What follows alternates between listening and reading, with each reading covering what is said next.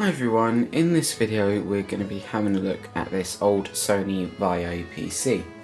Now I predict that this computer was made in 2004 but didn't complete its manufacture until about 2005, and the reason why I think that this is the case for this PC is, well, I'm going to show you that in a moment, but first things first, let's do the usual tour around the PC, then we can do the exciting bit when we turn it on. So at the front here we obviously have the little latch bit there, we have the LED lights, a mic and headphone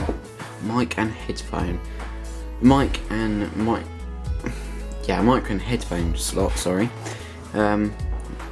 And around this side we have the old memory card slots there, two USB 2.0 ports, a VGA port and a power input port. Now surprisingly this unit still holds a charge, and not much to see around the back apart from the cooling fan. Like I say, it still holds a charge, so that's pretty fantastic. Here we can see the two, a dial-up modem port there and an Ethernet port. We can also see obviously the optical drive, and I am not sure what that random hole is for. Now, as you're about to see, I think this computer is what Apple got their inspiration for the modern design of the Macs are, because in around 2005 they still had the old sort of bulky design, and it didn't really look anything like this. This was sort of like the first computer which came up this really simplistic and to the point design, like minimalist, which is very nice. So if I put this screen up now, we can see over here the reason why I believe this was completed in 2005. If I just zoom out, we can see there on the Designed for Windows XP sticker it says Windows Vista capable. Now the name of Windows Vista was announced in 2005, but the copyright underneath on the product key says copyright 2004. So that's interesting. There's also a little sticker there, Intel Centrino, which is quite interesting. And as well as that, it's, yeah, like I say, it's got a very sort of like a MacBook design really, as you can see here, but this wasn't what the MacBooks of the time looked like. They look completely different. Now this sort of looks like a design of a very modern MacBook, so that is why I have reason to believe this is very similar to obviously what Apple eventually designed, or pinched as they usually do. So let's just zoom in on the screen here, and let's do the fun part. So power it on. Like I say, it's running off of its own charge.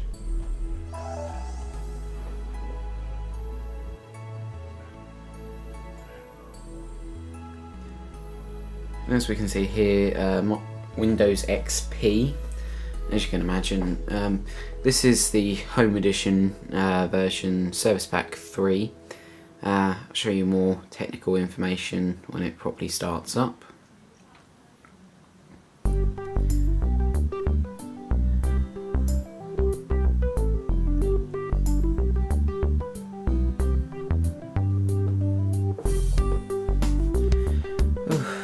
Right, I think I might just set up camp while it's slowly booting up. I haven't turned this on in a couple of weeks really, and that was only in another sort of attempt at making this video, but it all went wrong. So here it is again. I did charge it up before this, so it's not going to damage the battery or anything.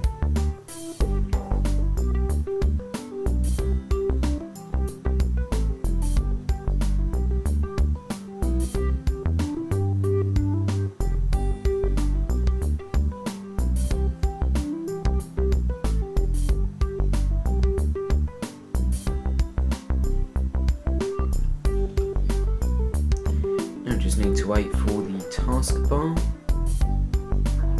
and then the that's pretty much done really.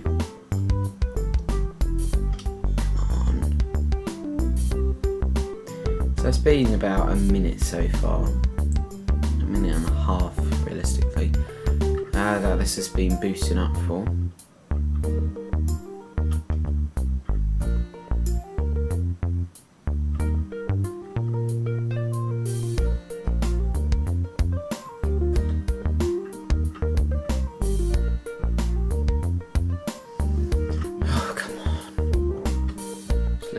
Doing nothing now, it just needs to load Explorer and then we can get on with the rest of the video.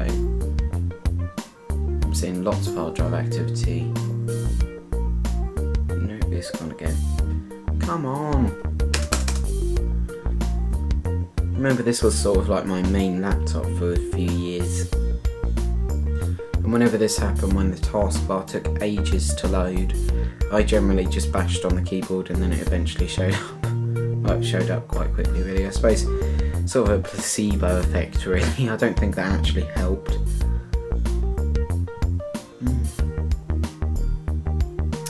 Oh, come on please. In fact, I've got another method.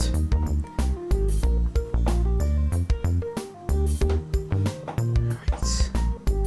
Task Manager. Oh, there we are. That usually triggers it though when you open the Task Manager. That's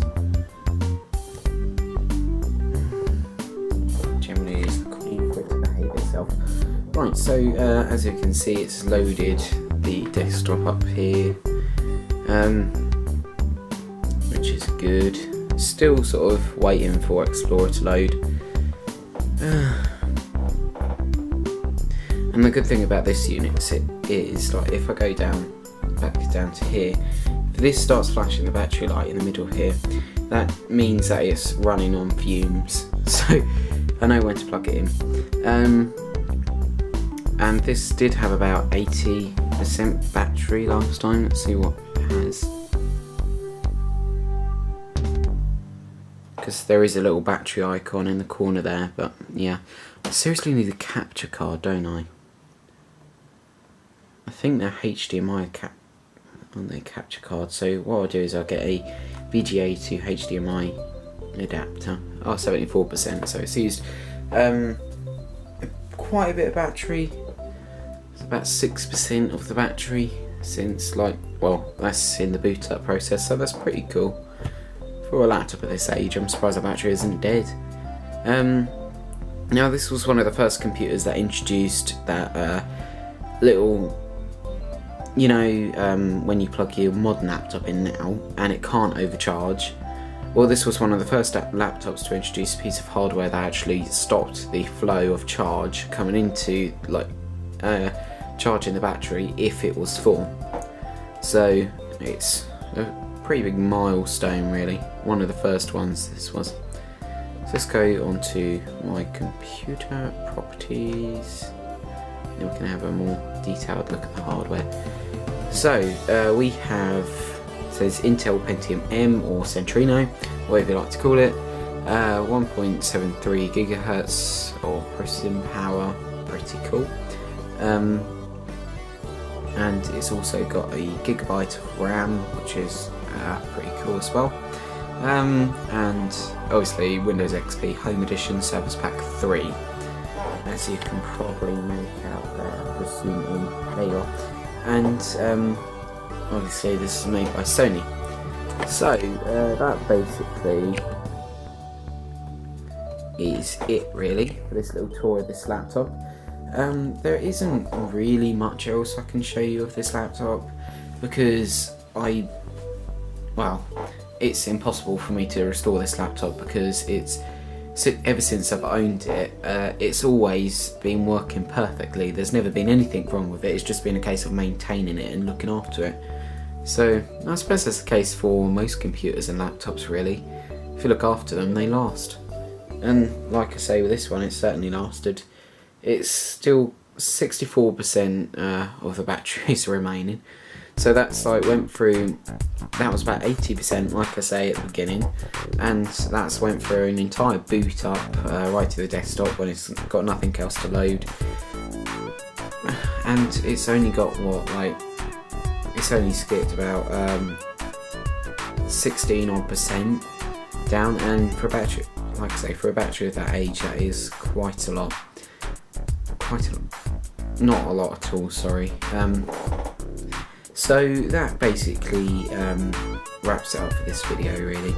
If you enjoyed it, hope you did, please leave a like, and if you feel there's anything I could do better, like my speech patterns, for example, is a big one, then do leave a comment down below. I appreciate that, obviously. And if you have any suggestions as well, or any future videos I could do, I also would appreciate it if you could leave any of them down below as well. And that basically wraps it up for this video.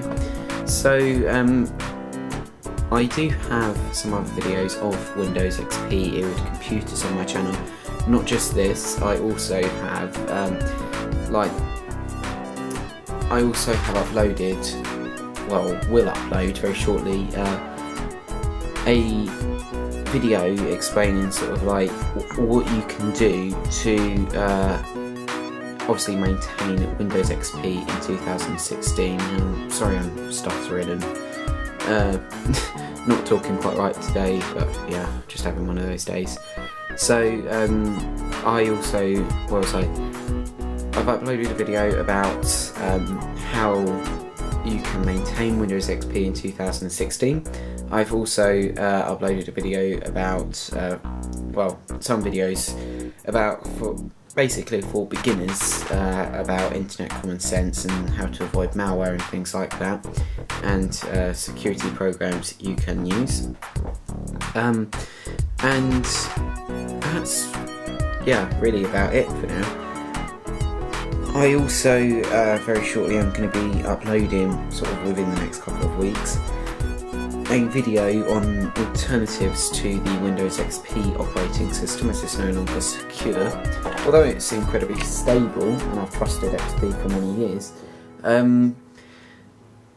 this, XP is a sort of becoming a thing of the past now, and there are a few programs which still support it mainstream, but it's becoming ever more obsolete, and this calls for sort of action. Now, on my channel, obviously Retro Technology Showcase, as you can guess by the name, I believe that you don't need to spend loads of money in order to have good performance from a computer, and obviously have all the modern features you'd expect on a sort of up-to-date computer. So that just basically about sums it up for what I've got to sort of say and do in this video, and I hope you enjoyed it. Obviously, like I said before, feel free to like and subscribe to be notified when new videos are released. And like I said before, you can also leave a comment down below if you feel there's anything I could improve on, or if you have any suggestions for a future video. I really appreciate that. And thanks for watching, and I'll see you all in the next video.